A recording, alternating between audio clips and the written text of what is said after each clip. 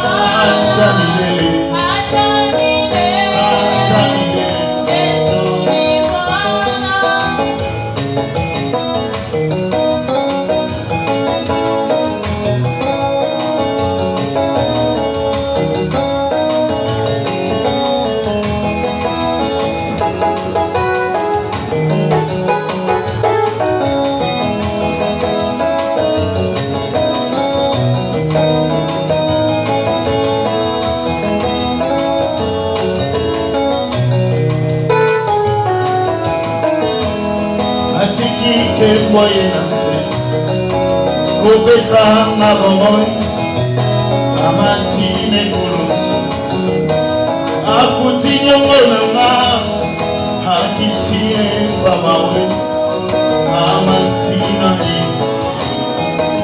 mamana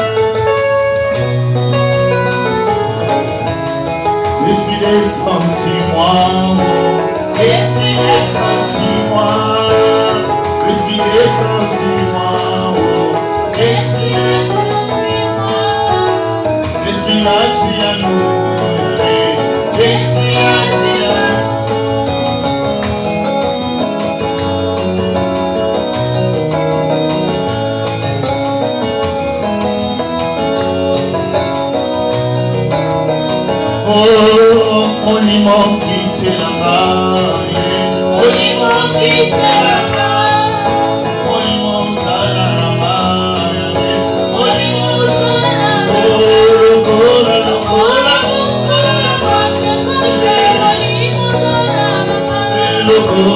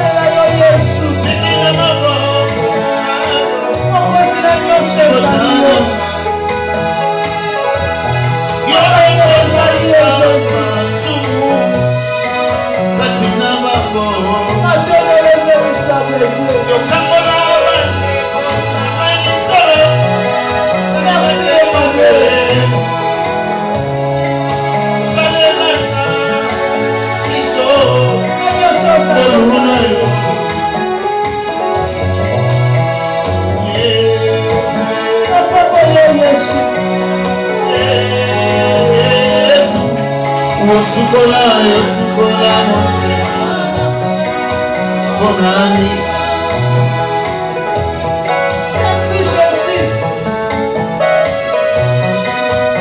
Oh, merci pour la grâce. Pendant la paix, mes années pour nous.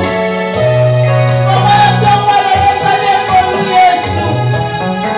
Et d'abord, la mort, la vie sautée. Et d'abord, la vie sautée, régulier. Et d'abord, la vie sautée, et d'abord, la vie sautée,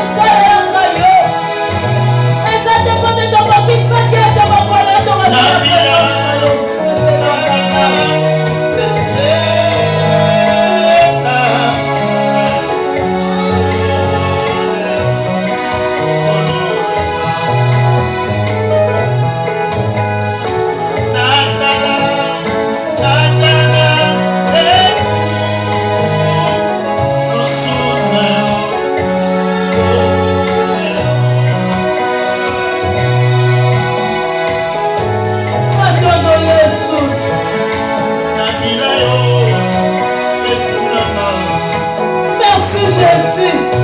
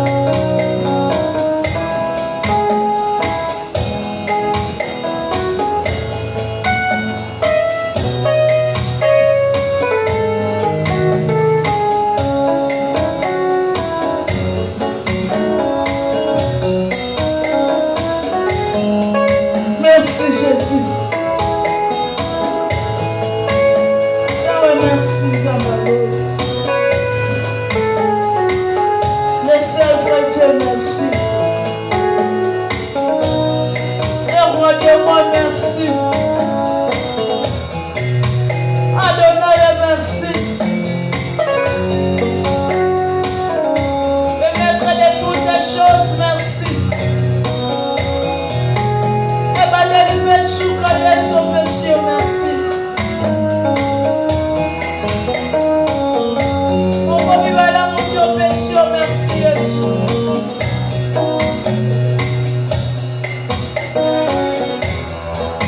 Le véritable était ton péché, merci à toi. Oh, ça va là, mon Jésus.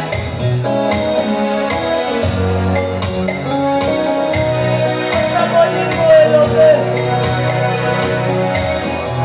Papa, malheur, le col à yon salite.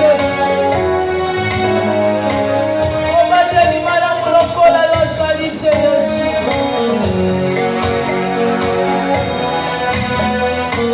Papa, malheur, le col à yon salite. On dit que malheur, le col à yon salite, Jésus. Ami estimé, la pesa di yo kamalo. La pesa merci à toi, Paleo. Obongi la lokumu, obongi la basangoli. Obongi la lokumu, obongi kote malamu Jésus. Yesu la kongi kobona kile te kote la bona olele kote malamu. Osopani, Osonayo, Osani, Anisa, Elokuno, Kumongwana, Okozi, Yamakuka, Nasopi, Mozema, Suyakiti, Yakonayo, Tulomiko, Amai, Kumutanayo, Masiana.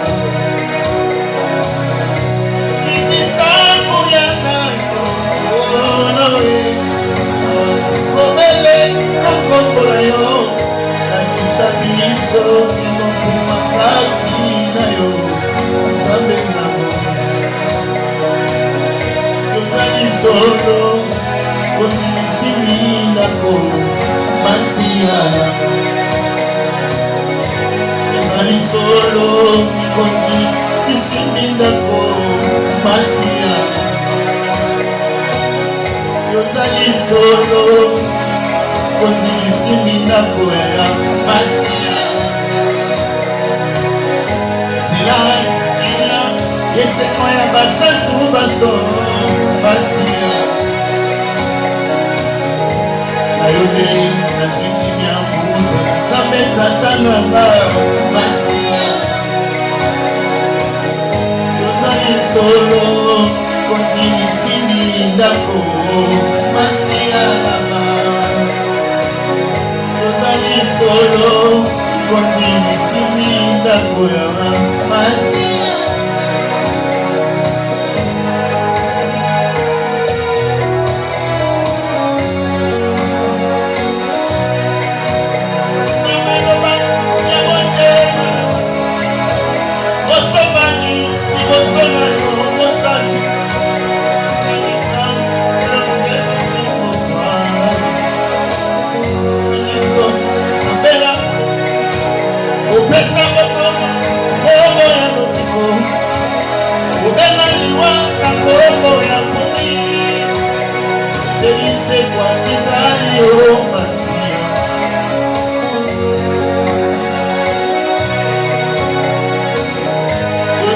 Solo, continue sini ndako, masia.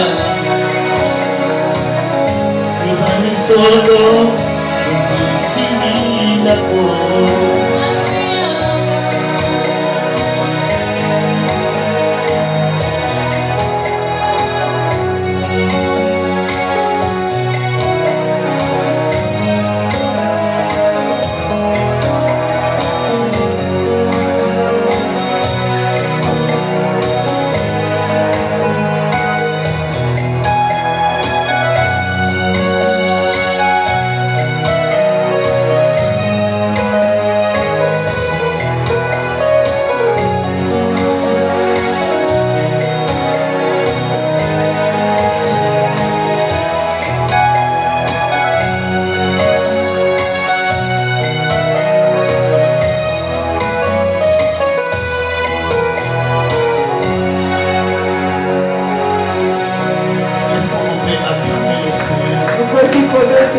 acclame le roi, on acclame le roi, on acclame le Seigneur.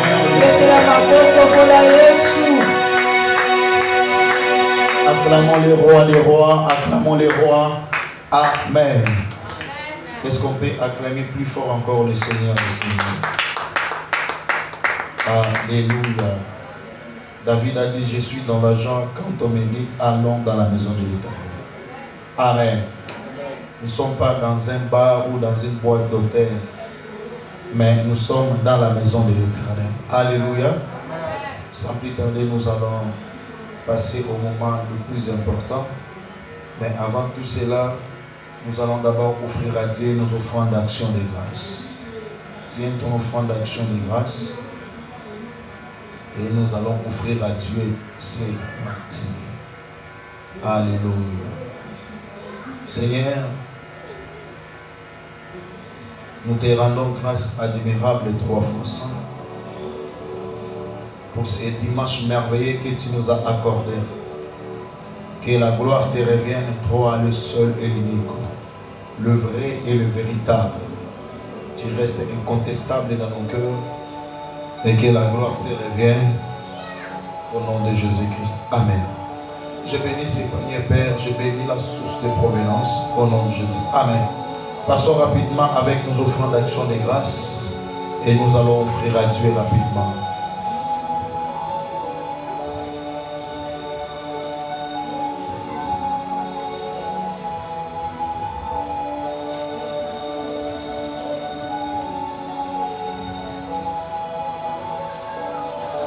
Passons rapidement, s'il te plaît, s'il te plaît.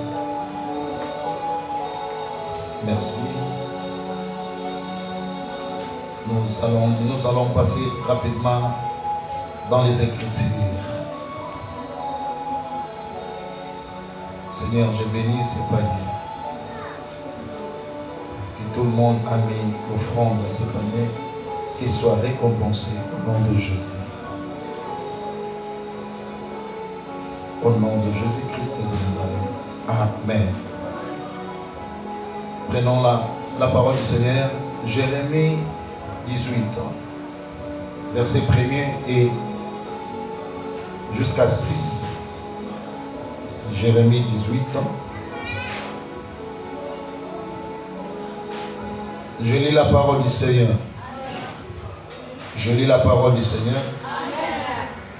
La parole qui fut adressé à Jérémie de la part de l'Éternel en ces mots. Merci. Lève-toi et descends dans la maison du potier. Là, je te ferai entendre mes paroles. J'ai descendu dans la maison du potier et voici le travail sur un tour. Il travaille sur un tour. La vase qu'il faisait ne réussit pas. Et quand il arrivait l'archi dans la main du potier, il a refait une autre vase. Et dès qu'il trouva bon de le faire, et la parole de l'Éternel me fit adresser en ces mots. Ne puis-je pas agir envers vous comme ces potiers, maison d'Israël, dit l'Éternel, voici, comme l'argile est dans la main du potier. Ainsi vous êtes dans ma main, maison d'Israël.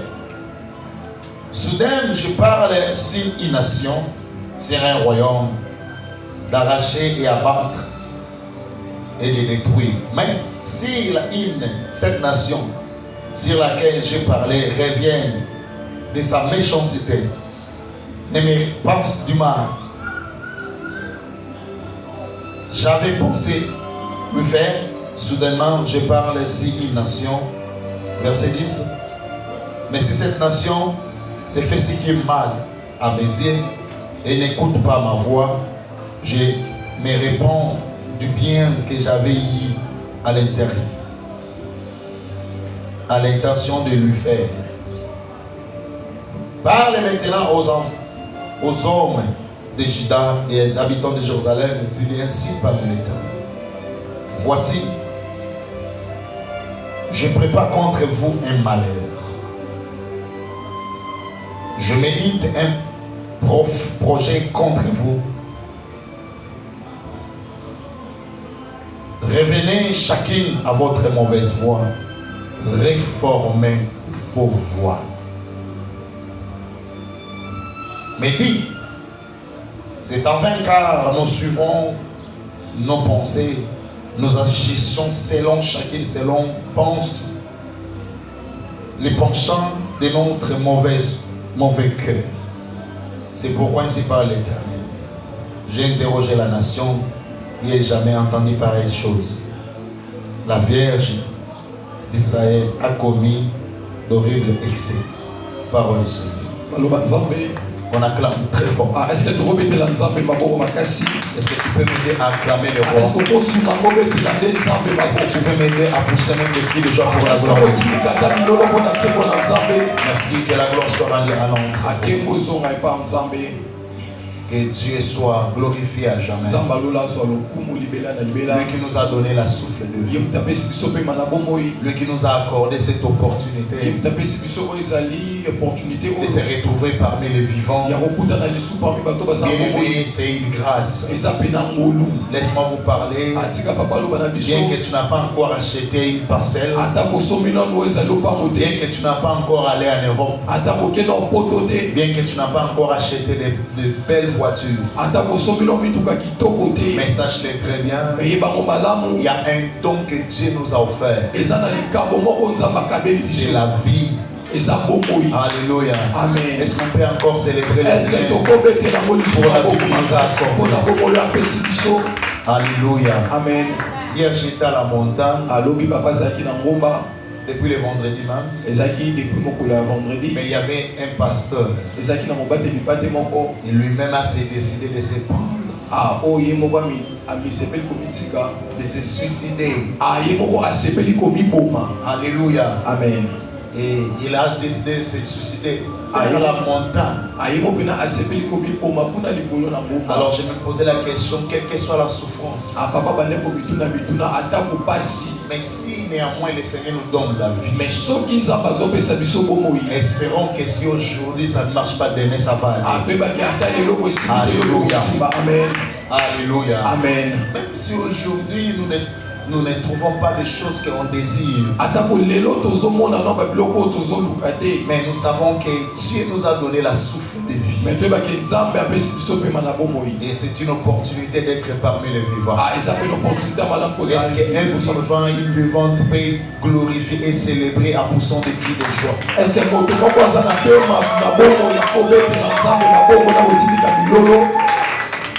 Amen. Amen.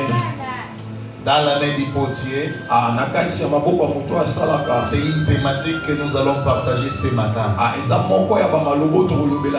que j'avais pas une chose à parler, mais pendant les vendredis, le Seigneur m'a inspiré que dans la main du potier. Alors, il a pris à l'Éternel ce matin que nous puissions partager cette pensée de Dieu. La main du potier. Je parle sur la main. Je parle sur un potier. Et je vais parler aussi sur l'argile. Et quand on parle de la main, cela veut dire on considère qu'il y a une personne. Alléluia. Amen. Alléluia. Amen. C'est Dieu qui est le potier. C'est le Créateur qui est le potier. Cela veut dire nous sommes dans la main de Dieu. Tout ce que nous entreprendrons sur la terre, nous dépendons de Dieu. Nous ne dépendons pas par nos efforts. Mais il y a un Dieu qui est derrière nous. Cela veut dire tout ce qu'on est en train de fournir sur la terre, tout ce que nous sommes sur la terre, cela veut dire derrière nous il y a une force cachée qui est le Créateur. Alors j'aimerais demander à l'église de me suivre très matin. Vous allez comprendre la pensée de Dieu ce matin pour vos vies. Vous savez, quand Dieu fait parler, et juste pour nous orienter dans une très bonne chemin. Alléluia. Amen. Les potiers, c'est les créateurs. L'argile, c'est nous. L'argile représente aussi la nation. Cela veut dire, il y a même un prophète dans la Bible, mais ça s'appelle Jérémie. Jérémie, lève-toi, descends dans la main du potier, dans la maison du potier. Or, la maison du potier, c'est son église et sa présence.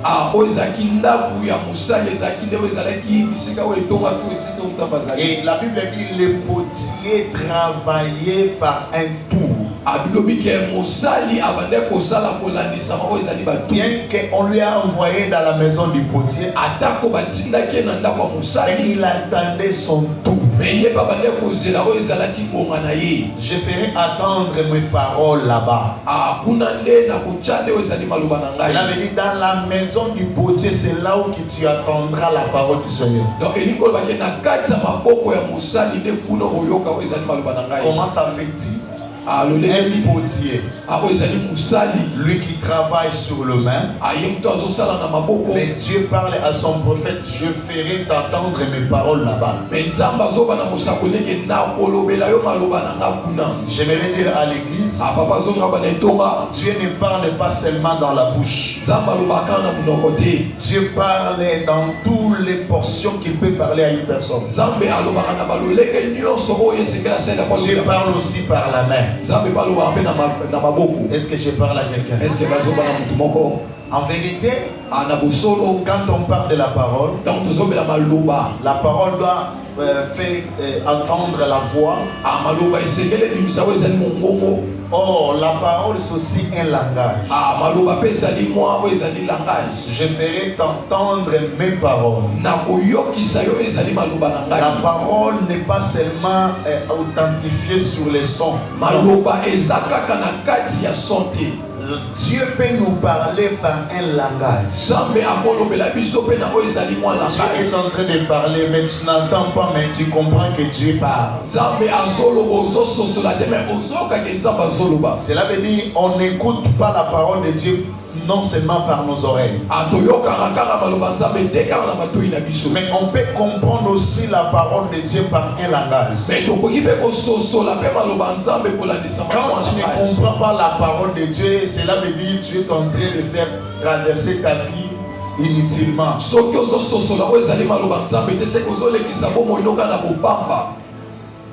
Et les potiers à question travaillent sur le main. Mais chose étonnante, Dieu dit à un prophète, c'est par là que je ferai t'entendre mes paroles.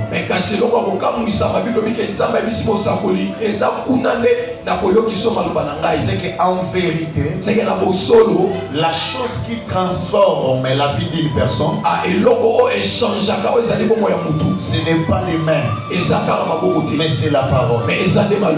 Alléluia. Amen. Or, la maison du potier, c'est ça qui représente l'église pour la présence de Dieu. Cela veut dire la parole de Dieu, c'est là qui nous transforme. C'est la parole qui nous donne la forme que Dieu veut à nous faire. Non seulement tu es un argile, mais en devenant argile, Dieu te fera à ce que tu deviens aussi un vase. La Bible dit ceci. Dans la main du potier, si le potier forme une vase, peut-être au vu des hommes, ce vase est tellement bon. Mais dans le pensée du potier, il ne trouve pas seulement le bien que les gens voient, mais il a besoin d'arriver à ce qu'il a pensé pour faire cette vase.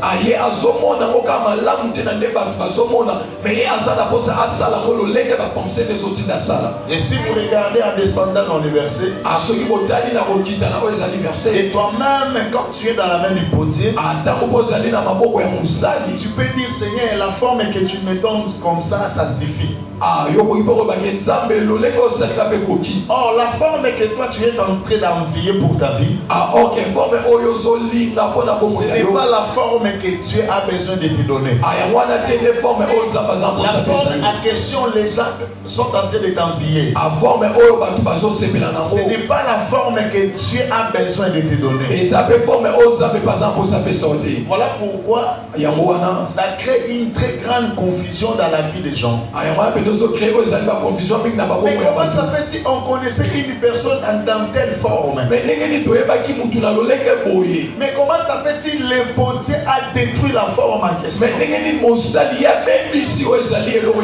Dieu n'a pas besoin de te voir sur cette forme-là. Et Dieu il peut te donner une forme. Et ensuite détruire cette forme. C'est-à-dire quand il détruit la vase, cela veut dire la vase perdre les formes et les vases, la vase retourne l'argile. Est-ce que je parle à quelqu'un? Si tu ne comprends pas la marche de Dieu, tu risques de voir comme si que tu n'as pas Dieu. Tu risques de regarder les autres, leur forme. Tu regardes ta forme et n'apparaît pas. Tu dis que non, moi je manque Dieu.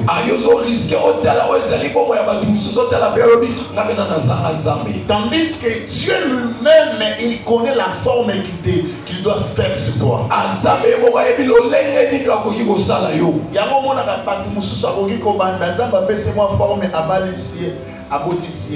Mais forme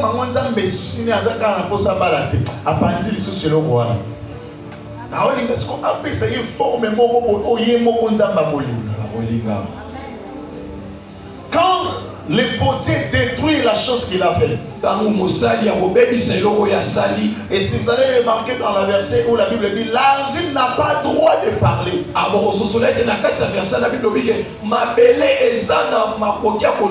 non, fais-moi retourner dans la forme que tu avais formée auparavant. Non, non, non. La chose qui manque plusieurs personnes, quand on marche avec Dieu, nous devons accepter toutes les formes que lui-même peut nous donner. D'ailleurs, l'argile ne peut jamais imposer au potier, fais-moi de telle forme.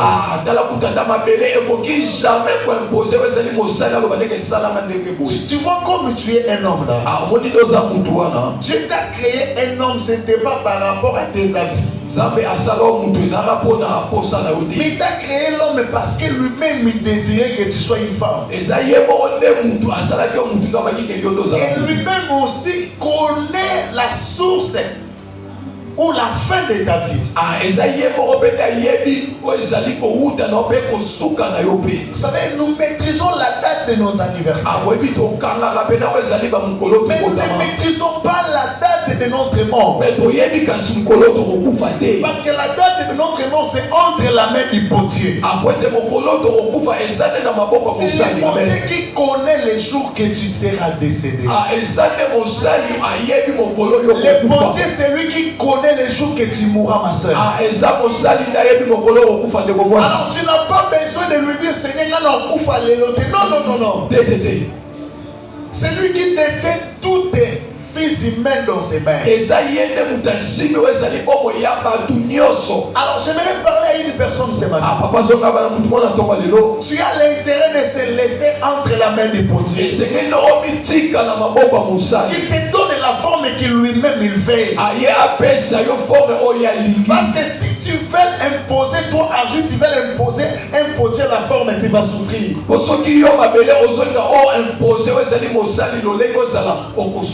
La Bible dit à l'homme il y a beaucoup de projets. Mais c'est le destin de l'Éternel qui s'accomplit. Marcher avec Dieu, cela veut dire on ne force pas. Il y a d'autres choses, c'est entre la main du potier. Tu ne forceras pas, mon frère. Si le potier semble que non, la forme qu'il te donne, ça suffit comme ça. L'état arrivera, le mariage sera ton papa. Beaucoup ont laissé Dieu. Parce que Dieu avait essayé de lui donner une forme. Mais la forme en question que Dieu lui avait donnée, Dieu ne trouve pas que cette forme est bonne. Mais lui-même, Dieu a eu la décision de refaire. De donner une nouvelle forme. Le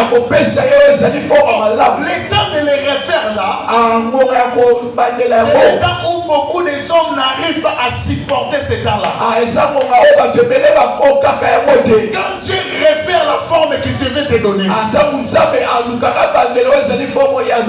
apparaîtra dans nos vies l'échec, c'est le rabais.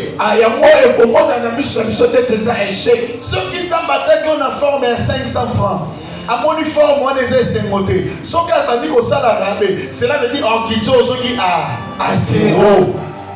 Est-ce qu'on peut acclamer? La chose qui manque plusieurs personnes de ma famille,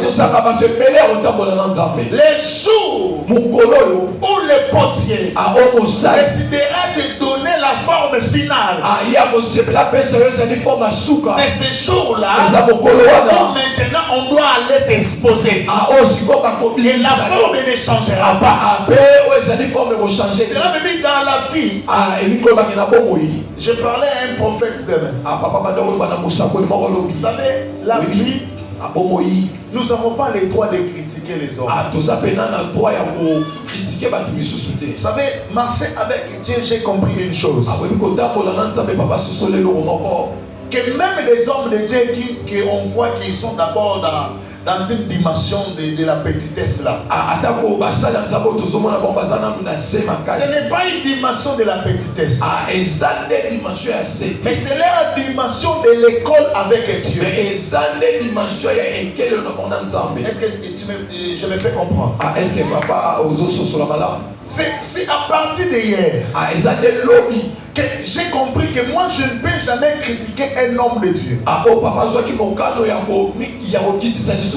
Vous savez pourquoi? Dans l'école de Dieu, il est le professeur de toutes les classes. Est-ce que quelqu'un comprend ce que je parle? Il est le professeur de premier séjour. Il est le professeur de deuxième séjour. Il est le professeur de troisième. Il est le professeur de l'université. Il est le professeur de master. Cela veut dire dans la vie, on peut être tous des hommes. Mais nous ne traversons pas les mêmes cours. Les dispensaires de nos cours, c'est Dieu lui-même. Il y a d'autres personnes qui sont dans l'école de Dieu, mais il est dans les classes 1. Ne les critique pas pendant qu'il te présente les cours que Dieu lui donne dans les classes 1. Peut-être que toi tu peux te retrouver dans les classes 10. Des choses qui te parlent. Tu as déjà passé. C'est son école. Parce que lui avec toi, vous avez qu'un seul maître. Vous avez qu'un seul professeur. Est-ce que je parle à quelqu'un? Même des hommes de Dieu qui sont élevés dans ces pays, des fois ils ont oublié que nous avec eux nous avons qu'un seul professeur. Peut-être que nous sommes dans les gardiens de Dieu. Et ils sont dans l'université de Dieu. Les cours de l'université de Dieu, ce n'est pas les cours où le Seigneur va dispenser dans les cours de maternelle de Dieu. Alors, peut-être que dans l'école de Dieu, tu te retrouves à l'université. Ne critique pas une personne qui se retrouve dans l'école primaire de Dieu. Parce que le professeur sait, on ne peut jamais lui donner le cours de l'université dans cette étape. Ça peut lui embrayer la vie. Pendant qu'il n'arrive pas à connaître 1 plus 1 égale combien. Mais comment ça fait qu'on peut lui donner les cosinus? Cela veut dire dans l'école de Dieu ne critique personne. Nous tous, même les gens qui sont dans les gardiens, nous avons qu'un seul professeur, c'est Dieu. Est-ce qu'on peut acclamer le Seigneur? Il est le professeur de toutes les dimensions. Il est le professeur de toutes les classes. Il y a beaucoup de critiquer Moutou dans la première primaire et en Zambété. Pour Bisson, on a la classe. Et les choses viennent avec Dieu, je crois. Comme il est le professeur, il ne permet jamais une personne monte une dimension sans pourtant le maîtriser la dimension inférieure. C'est là que marcher avec Dieu. C'est là que tu vas avoir la vitesse plus que les autres. Non. Tu dois subir toute la prescription de parcours avec le Seigneur. Alléluia. Amen. Tu ne brûleras pas l'étape. Parce que dans cette dimension, dans cette école, nous avons qu'un seul Dieu. C'est lui le professeur. Voilà pourquoi je dis à une personne, n'ayons pas, ayez, cela veut dire évite l'esprit de critiquer les autres. Évitons cet esprit-là de voir les gens comme inférieurs. Peut-être la dimension que toi tu atteins, ce n'est pas la dimension que lui il est. Est-ce que quelqu'un me comprend ce que je dis?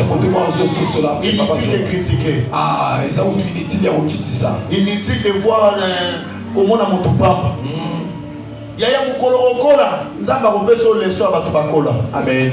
Mukolo zana mwana muke il faut peso leso abatu bana rike. Mukolo pierre azana mwana muke nzamba ebisi abye moni nyamo asa impire. OK. Kolia ete. Alléluia. Amen. Oyebi tant tokola rate na makamwa nzambe. So to moni muto osala bashi rouge même ngai ezaki kola na ite chez rouge. Nous avons que la parole. Il y a un moment où il y a un pasteur. Il y a un pasteur qui a un verset. Je comprenais que mon sang a été surtout à cause de la côté de Nama. Amen.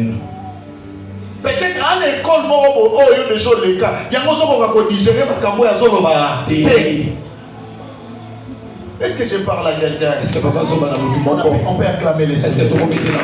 On acclame d'abord le Seigneur. Acclame d'abord Jésus. On va la pasteur Moussou Salomi. Délivrance, monsieur Rouge Yanini. Mungwaya. Yanini. William. Yanini. Les classe. Qu'on critique et pété. Qu'on condamne payé. Le problème est qu'on comprend que c'est une école. Nzambe a confié dans nos magambo, il a confié à Yoté. Est-ce que je parle à quelqu'un? Est-ce que papa oui. Il y a solo. Bande konangai. Naye qu'on comprenne magambo Nzambe. Dimension spirituelle au comité. Aux années difficiles à digérer.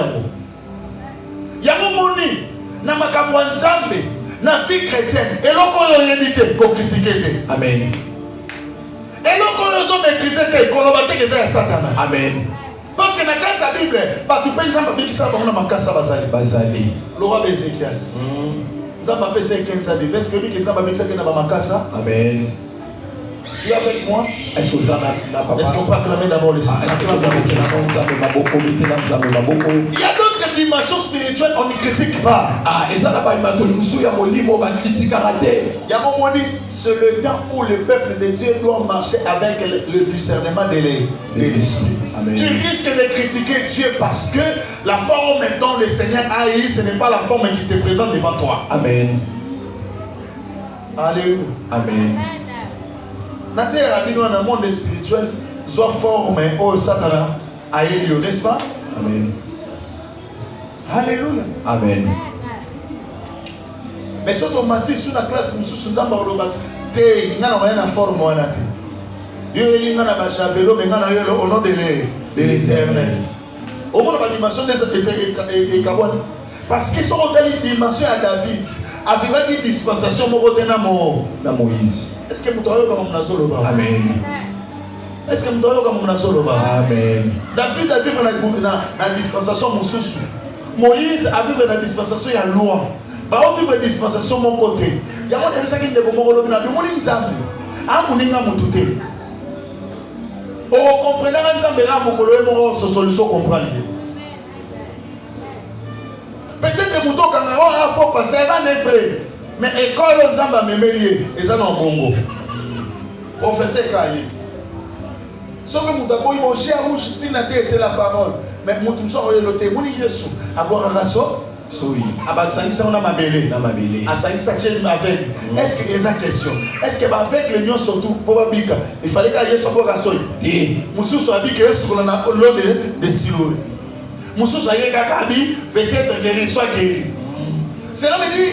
Dans l'école de Dieu, tout le monde a raison.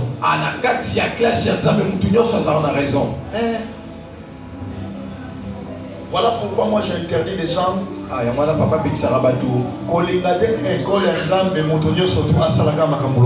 Amen. Yo peut-être yayo esenga bongo. Yayo esenga na bongo. Théo. Mettez-la dans Yesu.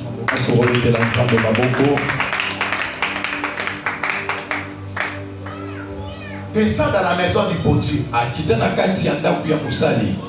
Je te fais entendre mes paroles. Vous savez, les chrétiens d'aujourd'hui ne veulent pas l'étape de la souffrance. Ça veut dire quand la souffrance arrive, cela veut dire qu'on qualifie que c'est le diable. Non, ça c'est le diable, c'est les démons, c'est les sorciers. Qui vous dit qu'avec Dieu on ne souffrira pas? Il y a un appel à Nzambe, mais on a 100 francs.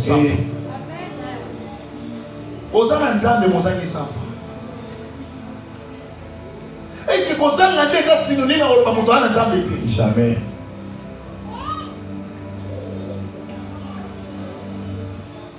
Il y a ceux qui ont une marche dans Nzambe au cause d'un problème. Alléluia. Amen. Quand tu ne connais pas ta marche avec Dieu, voilà même dans les ministères. Si une personne veut avancer avec le Seigneur, la première des choses, tu dois être fixé sur ta mission, ton objectif. Et si ton Dieu est un point très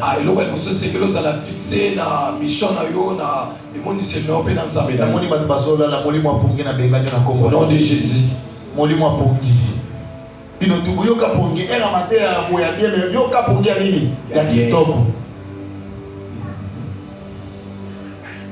Alléluia.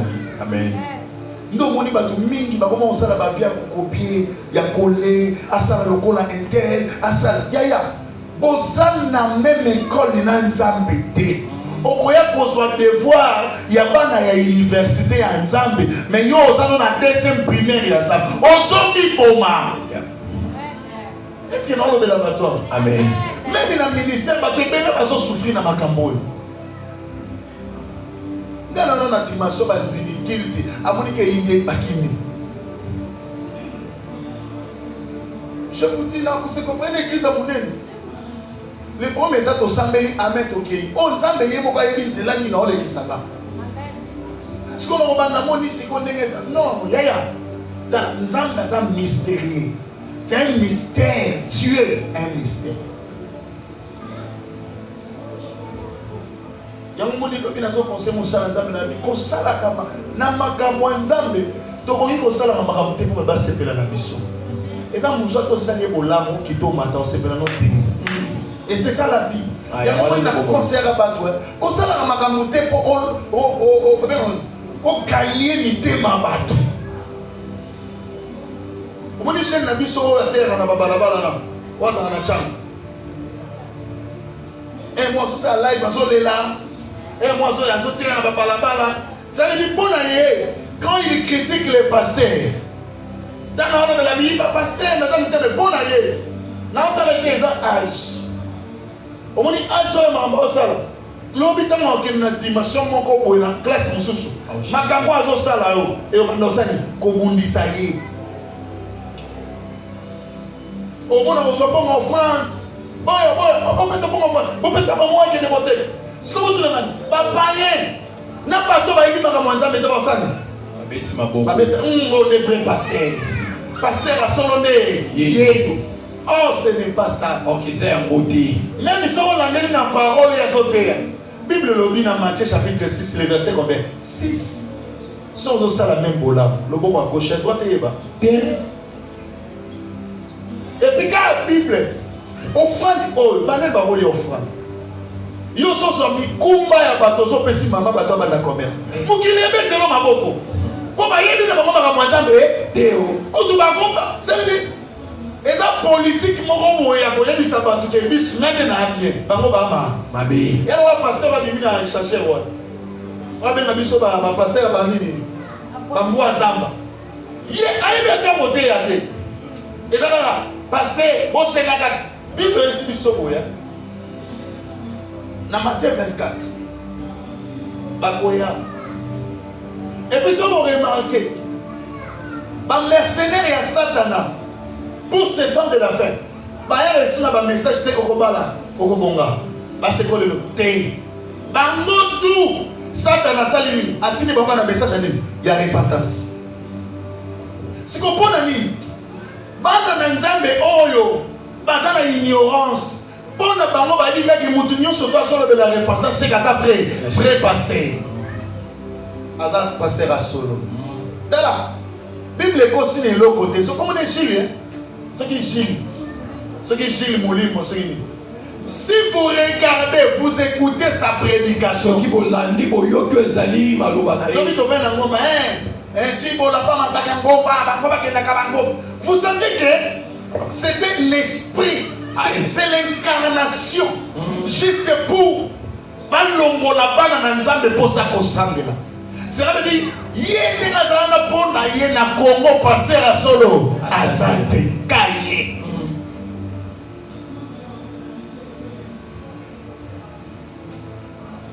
et puis tu l'as dit akobanaka ko toucher ba effet réel ba effet o esalamaka kaka ba effet négatif o esalamaka na ba église yo pasteur ba pasteur ba so sala ba so di manaka ba mi basa batu ba pasteur ya ekobo wana pasteur moyibi tu sens que quand il parle des choses là il touche des effets réels o esalamaka notion ezanini juste pour yo te mokoyoka ma réalité vraie o azoloba mbala moko nini ondimei oh bango ba travailler na mai toyebi ke baza na bango ba imposteur o Bible lobby ce sont des imposteurs o yana na mai no abondeli ekebikisi ba ko accompagner ba miracle ba prodige ba témoignage et ba ko reçoit ba tene bon tala akosila mabe bozela na toza wana Kinshasa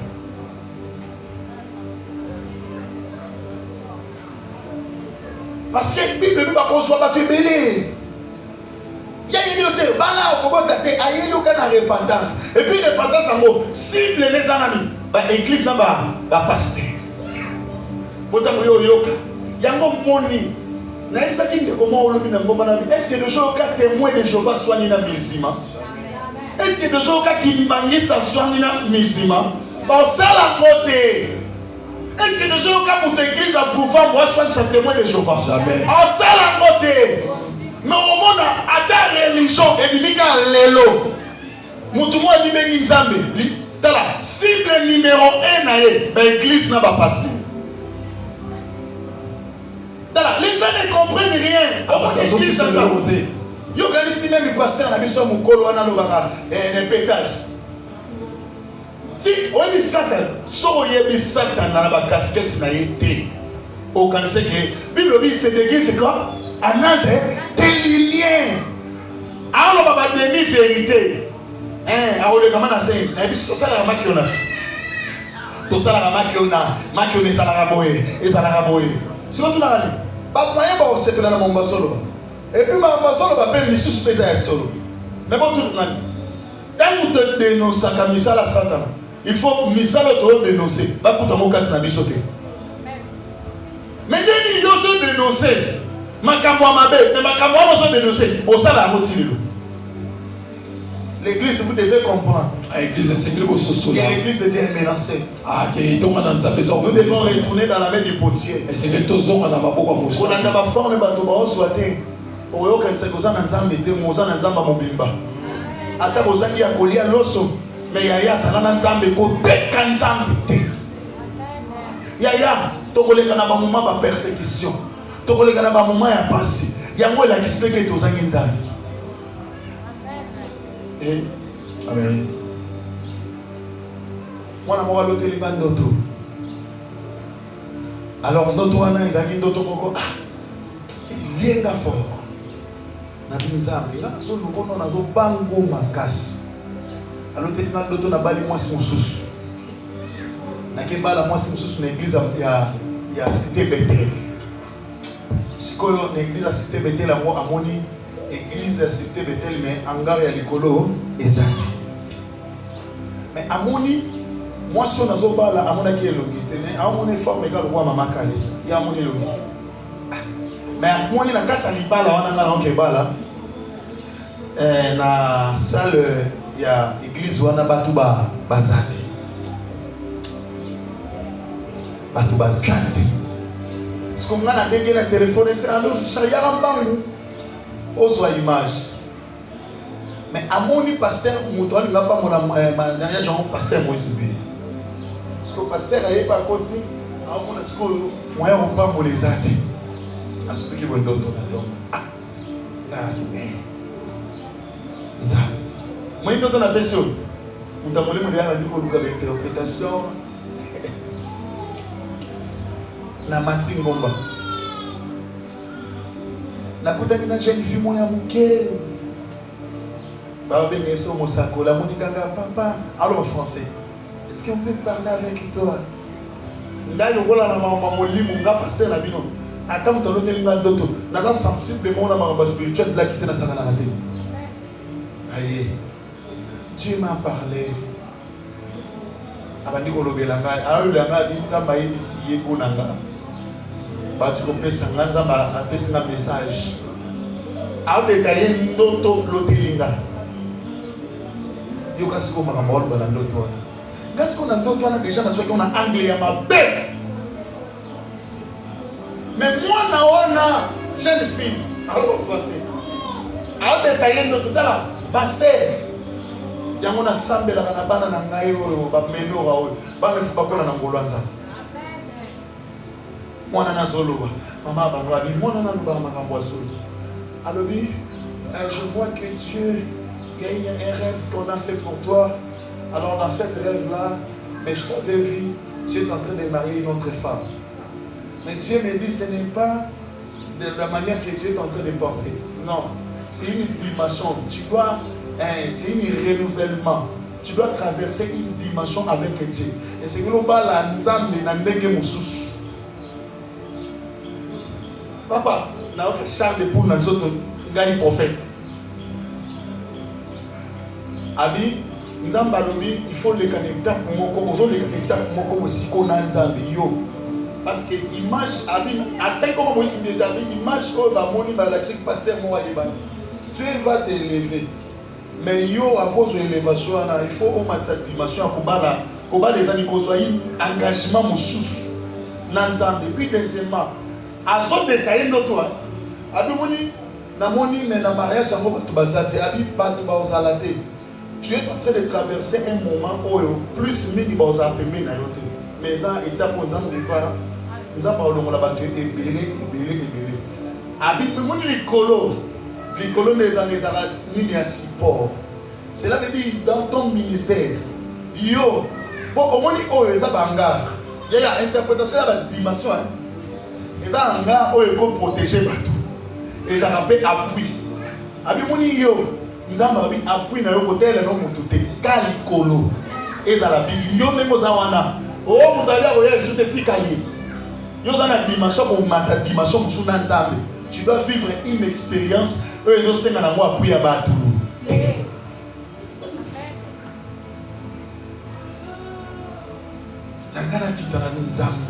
Le Seigneur m'a répondu. Alléluia. Amen. Oh, Ngali, c'est l'interprétation de la vie. Encore pour le masser que l'église va dans le monde déjà bon zambé ça te protection des sociétés. Pas tout qui man église. En tout cas zambé. Alors ngala sanga que na keba na mwezi de ba ko initier nga boy ngai zaki.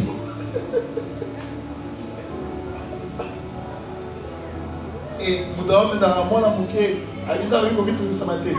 Au lieu de ce qu'on vivre expérience mon ko ina nzala. O yesinga la mo batu. Elle a raison.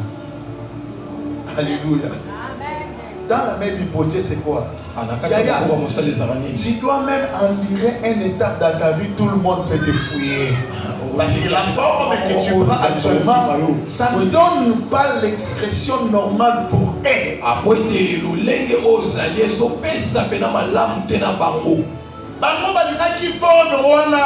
Il y a des formes qui attirent. Oh, na maboko ya potier. Apopesa apoki kokende ko exposer yote. Ceux qui pas sur forme, on a besoin la bande. Apolection na moto. Moto na ndio usani. Ekubisa mo. Soka leki na moto. O le kana étape ya kosukola ngo, ya kwambeliri yango. Ya kopesa ngo skof. Soka mbeliri yango. Étape suka, OK, étape ya ko exposer. Donc on va bani ko sani kolula. Mais vous ne savez pas les choses que les gens ont fait aujourd'hui. Ça y a traversé dans la main du potier. Yaya, ma étape aux autres qui s'en a pas vu, n'a vu non mingi ça satanaté.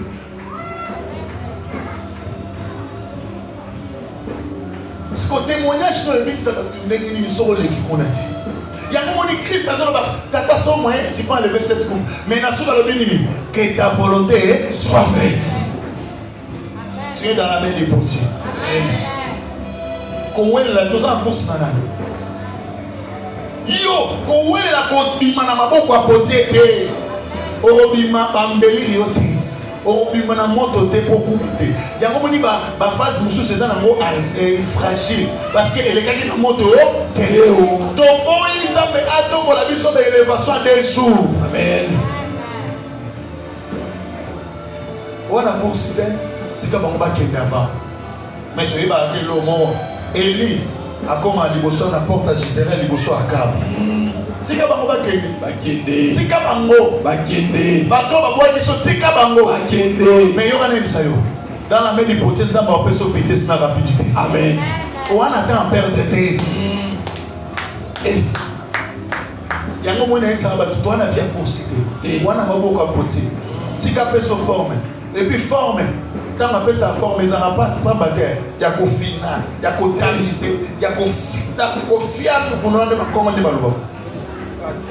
Si on va faire quoi, on va faire ça, on va bien. Hein? Qu'au final, qu'on n'y ait pas. Hein? Qu'on n'y ait foula. C'est là que nous ne pas mouchoir et ça, mais ça va faire un mot. À ça qui s'en forme. Ce qu'on forme, on va te donner par coca. Nzamba tikinga. Nzamba boisinga. Est-ce que Nzamba zawa? Est-ce que tu es dans la main des petits? Accepte cette étape. Accepte cette dimension. Et cette dimension, même les Christ a traversé cette dimension. Amen. Les choses qu'on a arrêté Christ. Les disciples ont fouillé. Ça arrive un temps dans la vie. Les gens que tu aimes tant, ils vont te regarder de loin. Parce que na vie na bango na biso na bango bango ne sous forme ya malamu. Moi ba poussa na bébé na yo. Tika bango batalo forme mabe wana maboko apote. Moi tant on peut se former. Ba boya mais olongola dans sa sentiment. OK. Oui, pour tout le monde, nous avons des services sur les étapes pour appeler service au forme. Pour tant que nous avons exposé les choses, tout ça va tourner à sentiment. Amen. Amen. On est ça, on a vie. Mon sang, Marcela, nous souffrir dans mon tour, nous avons bien, ce sont comprendre ça, bien. Pourtant, on va mater. Moi, je n'ai pas beaucoup à porter dans ton forme. Alors, je vais comprendre.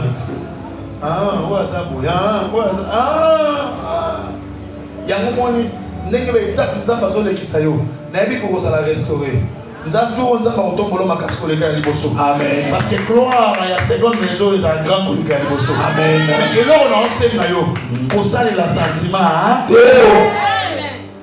Kosalela sentiment. Oui, Job.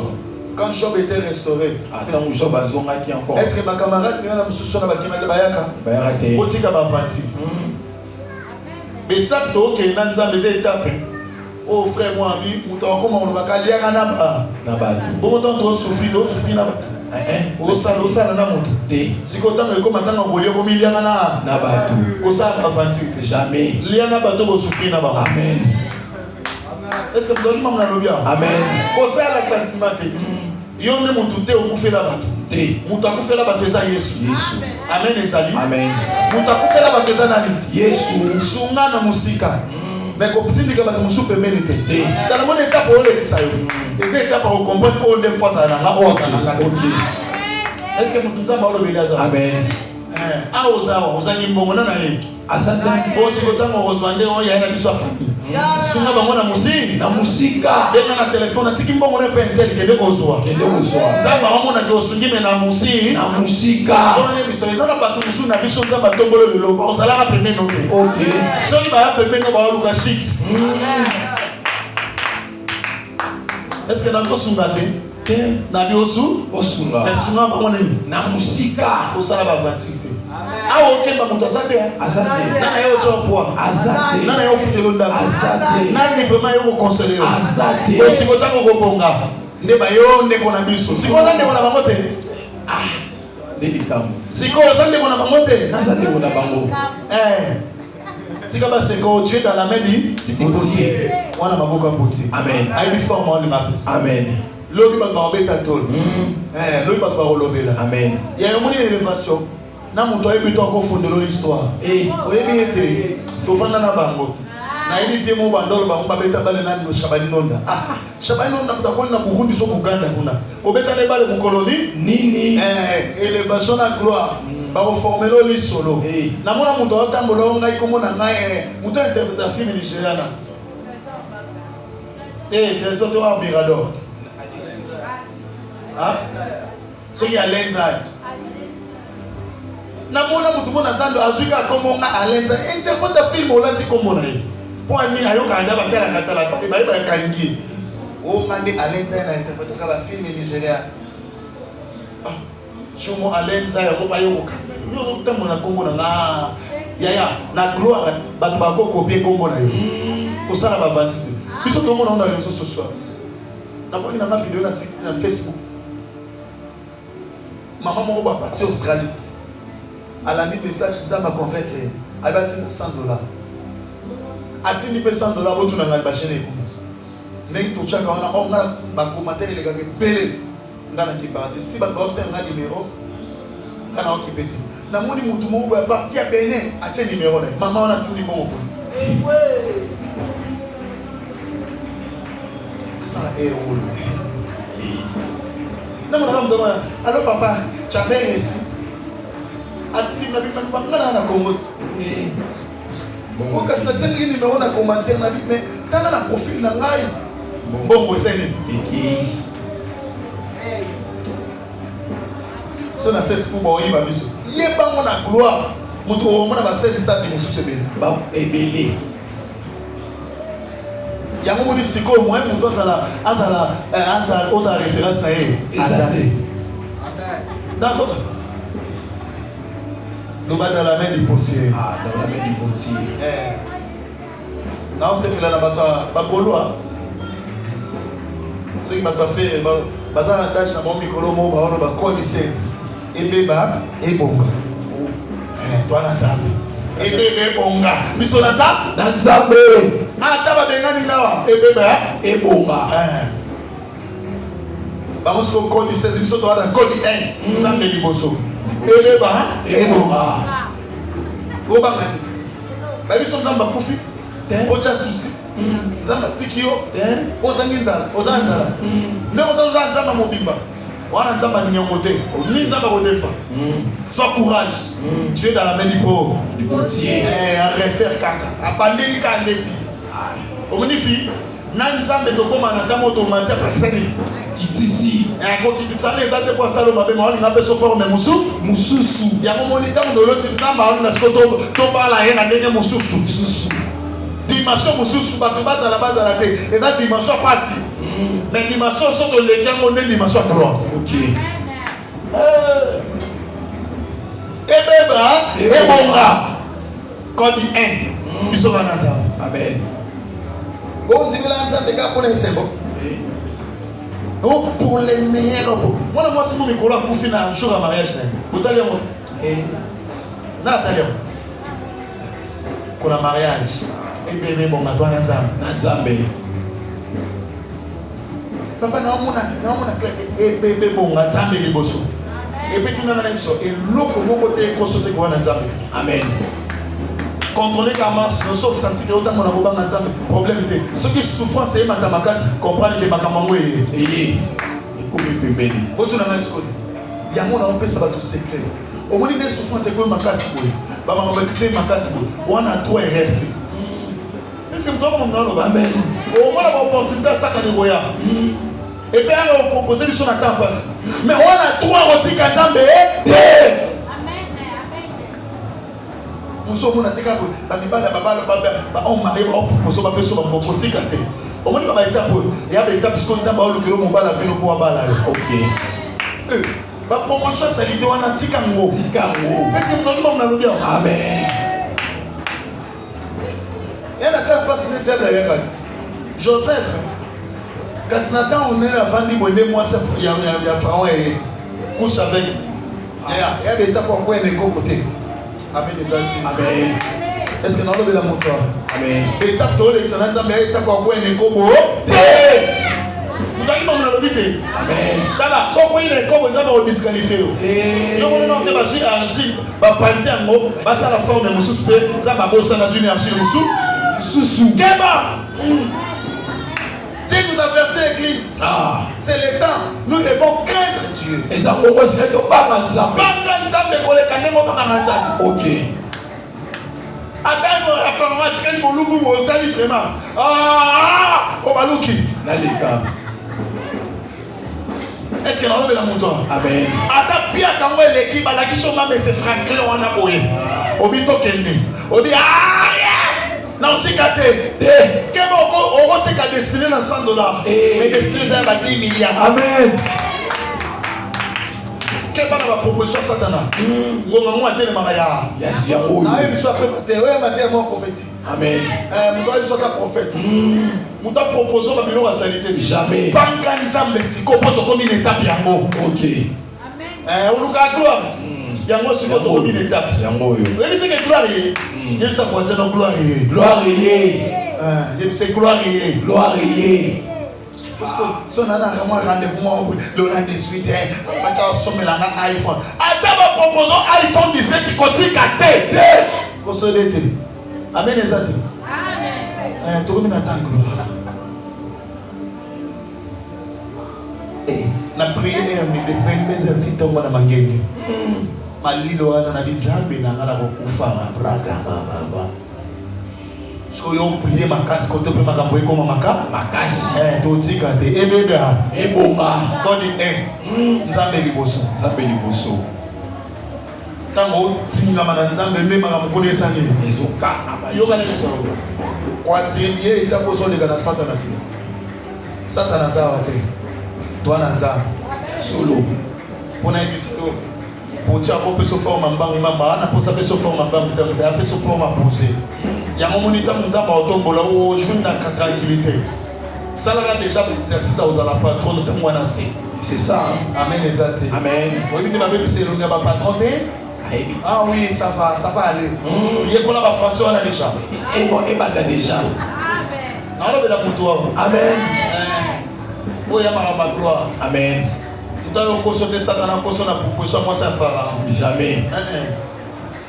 Ton quoi à tête aux alaka nanza mais biso to koma wana. Amen. O koma o mata. Amen. Mon image à d'autres on tiba la kisi mo isimezo la kisa nzamba otombola. Amen. Nzamba ngala kisa ga mon yo o passer nzamba na otombola yo. Ala kisi pe image à mosala nzamba mususu azana kombo yo na osala lo kombo. OK. Ya na famille nanga basala kombo bazar. Ate.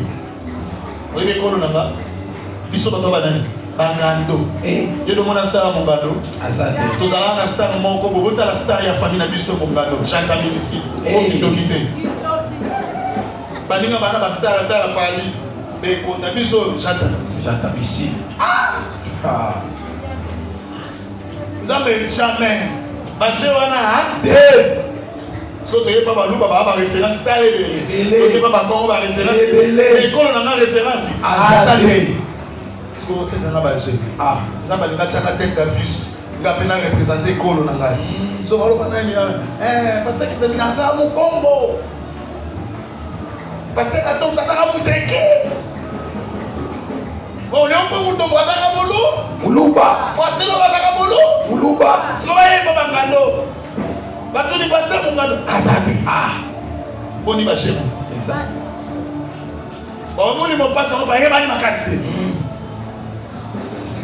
parce que ba yo tombo la Michel. OK. Bato ni prophète Michel azaka mungano oui coloni à partir na ngato ba ko découvrir kolo et bazalaka ezaka wapi o ya to kozala ba découverte ya ba famille na biso ne moza wana il faut pas tout na ya uta ba pesa muyaka sala ba yaka bazala nani ferré quand même bazala na fait so sala ba pekele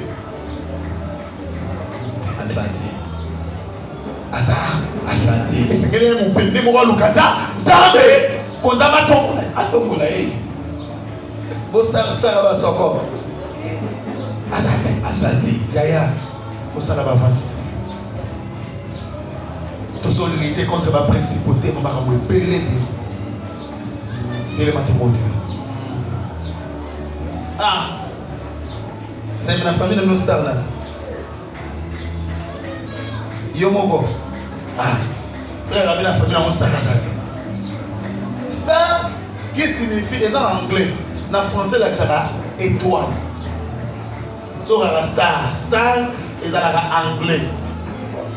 En français, les va étoile. So, on va star. En français, on va ça étoile. Ça veut dire étoile des eaux brillées. Mais la star, c'est dans l'anglais. Mais en français, on dit l'étoile.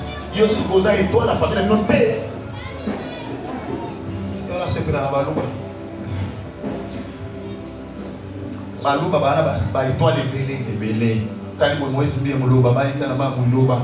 Voici le muluba. Wale sa muluba. Nani muluba zaka baluba. Kosa fachi muluba. Oka. Yo pene ko la nfo bo bunda boko ma ebele. C'est ça. Ino ga de boko na moko wana. Non, tu veux que pasteur mon à Babesingombe Azati. Babesingombe va sur internet.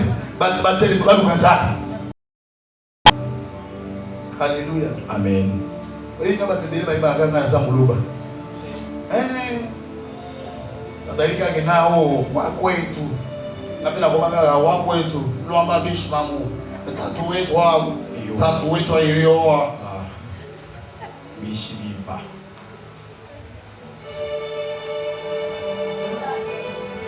Osa mabati. dans la même hypothétique, après cette forme. Tout le monde a beaucoup de noms. Vous êtes sans ça. Vous sans ça. Ça n'a pas la forme de lui. Tout le monde dit Alléluia.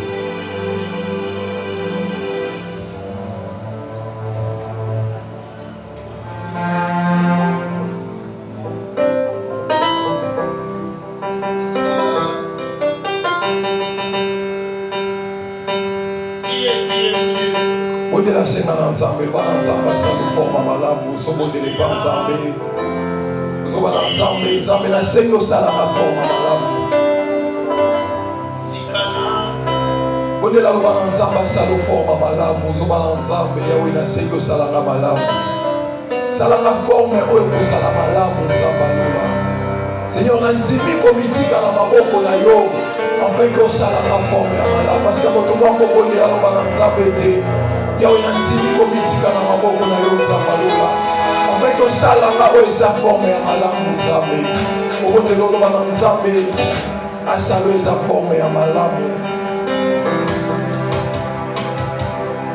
ode la sila na Nzambe lo bana Nzambe parce que le maître du potier Nzambe Nzambe dem da sala ka o eza ba vie ya bato Nzambe dem da créer ka o eza ba vie ya bato na lo bana Nzambe dans la tombe de l'homme, ça me l'a chèque au salama forme. Ce qui va vous faire la forme, la boca au Nzambe, il y a pas de salama.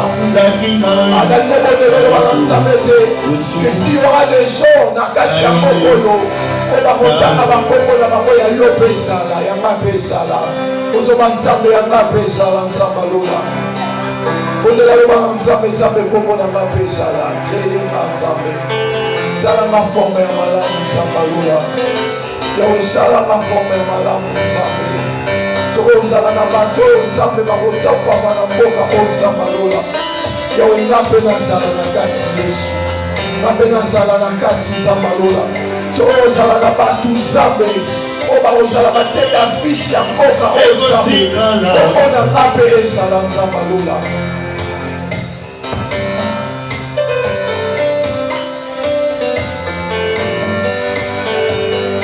la sema ensemble, ensemble. Ça va ça là le forme là.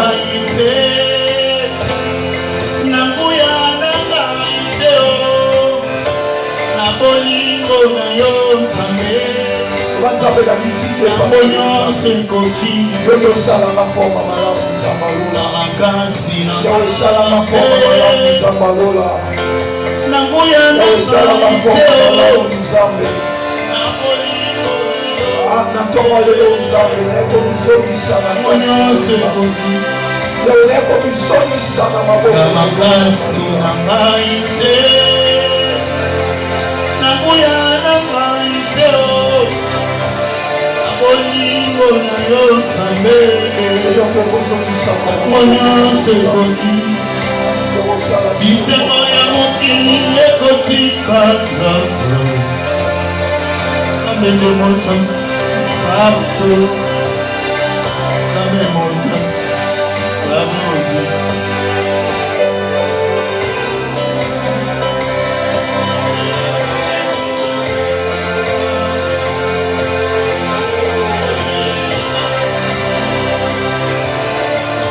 Okoza capacité à faire ça dans le programme à la voix Nzambe. Okoza la capacité à faire lever du ciel Nzambe.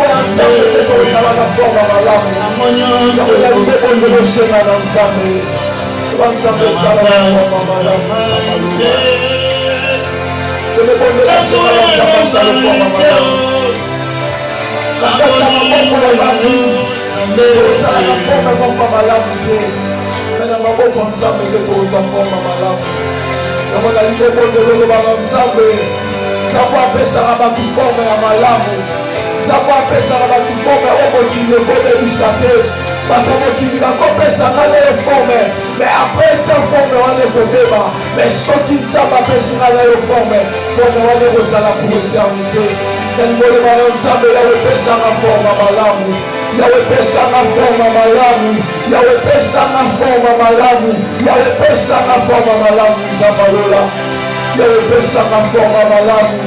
Natonga lelo Nzambe, nakobitika na maboko na yo Nzambalola.